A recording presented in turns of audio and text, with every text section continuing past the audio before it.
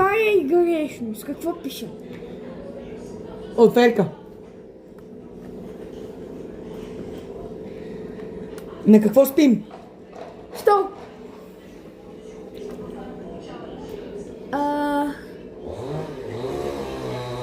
На какво седим? На земята.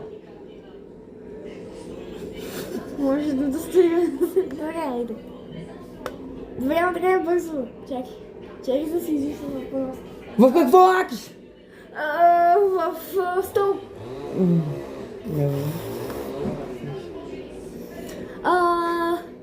С какво отваряш вратата? С дръжка.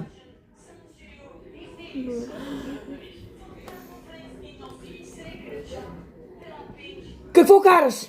Тротинетка! Продължаваме. Ти си.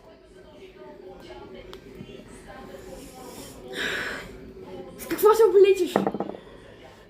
С чувал.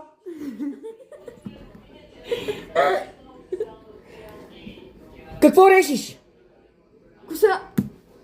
Аз чух режеш. Решиш. Аз съм. Давай. Как отваряш хладилника? С ръка. Ау. Ти го отваряш с ръка. Да. Може да накажеш с крак.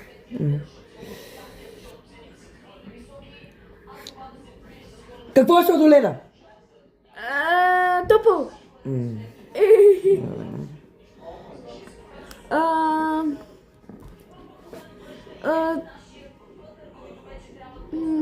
Какво караш? Какво Алекс кара? Прахосмокачка.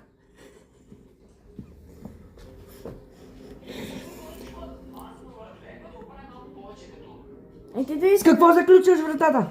С крак. Обърках се.